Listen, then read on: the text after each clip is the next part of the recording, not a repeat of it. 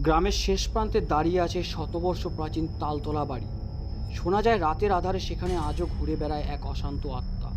সাংবাদিক অনিকেতের সাহসী পদক্ষেপ কি ভয়ঙ্কর সত্যকে উন্মোচন করবে, নাকি সেও হারিয়ে যাবে সেই ভুতুরে বাড়ির অন্ধকারে? পূর্ববঙ্গের এক প্রত্যন্ত গ্রামে দাঁড়িয়ে আছে শতবর্ষ প্রাচীন তালতলা বাড়ি।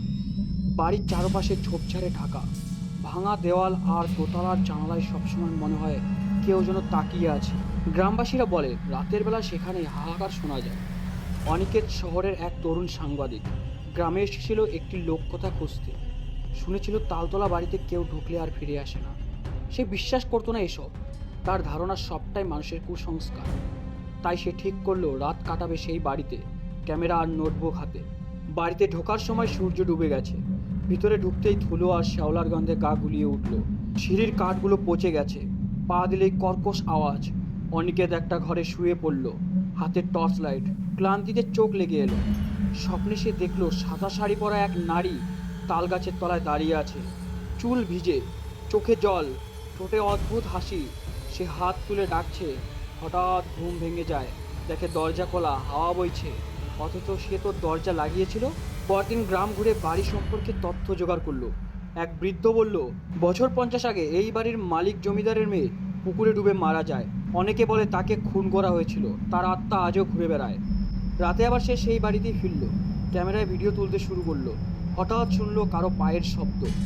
টর্চ জ্বালাতে কিছু দেখা গেল না, কিন্তু ওপর থেকে এক টুকরো কাগজ উড়ে এলো, তাতে রক্তের দাগে লেখা, ফিরে যা। অনিকেত বুঝলো কেউ হয়তো ভয় দেখাতে চাইছে, কিন্তু হাওয়া একেবারে থেমে গেল। আরেকটা দরজা ধপাস করে বন্ধ হলো। এবার বুকের ভিতরটা ধকধক করতে লাগলো তার। হঠাৎ তার গায়ে ঠান্ডা হাতের স্পর্শ। সে পেছনে তাকালো, কিন্তু কেউ নেই। ক্যামেরায় পর্দা দেখলো, ঝাপসা হয়ে এক নারীর অভয় দাঁড়িয়ে আছে, চুল ভিজে, চোখে শূন্য দৃষ্টি। তার ঠোঁট নড়ছে, কিন্তু কোনো শব্দ শোনা যাচ্ছে না। এক পলকেই ছবিটা মিলিয়ে গেল। অনেকে দৌড়ে নিচে নেমে এলো, কিন্তু দরজা ভিতর থেকে বন্ধ। বাইরে যাওয়ার উপায় নেই। ঘরের কোণে হঠাৎ ফিসফিস, আমায় বাঁচাও। তৃতীয় দিনে গ্রাম্য রেকর্ড ঘেটে অনেকে জানলো জমিদারের মেয়ের নাম ছিল কুসুম। পুকুরে পড়ে নয়, তাকে হত্যা করা হয়েছিল, কারণ সে প্রেম করত এক নিম্নবর্ণের ছেলের সঙ্গে। রাগে জমিদার তাকে তালতলা বাড়ির ঘরে বন্দি করে রাখে। সেখানেই এক রাতে সে শ্বাসরুদ্ধ হয়ে মারা যায়। অনিকেত বুঝলো তার আত্মা শান্তি পায়নি।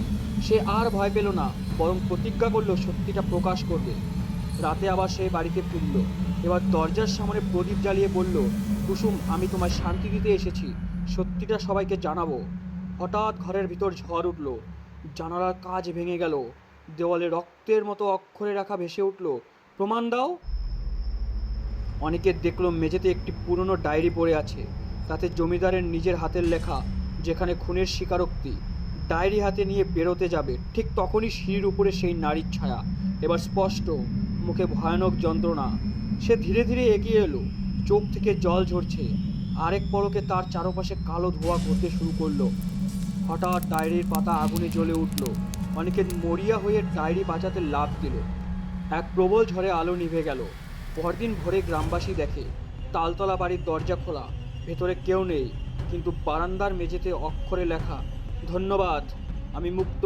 গ্রামের চৌরাস্তায় অনিকেতকে পাওয়া গেল অচেতন অবস্থায়, হাতে সেই অদ্ভুতভাবে না পড়া ডায়েরি। সত্যিটা সে প্রকাশ করলো, আর তালতলা বাড়ির অভিশাপ শেষ হলো। তবু আজ মাঝরাতে কেউ যদি সেই পথে যায়, মনে হয় তাল গাছের নিচে সাদা শাড়ি পরা এক ছায়া দাঁড়িয়ে হাসছে, যেন কারো অপেক্ষায়।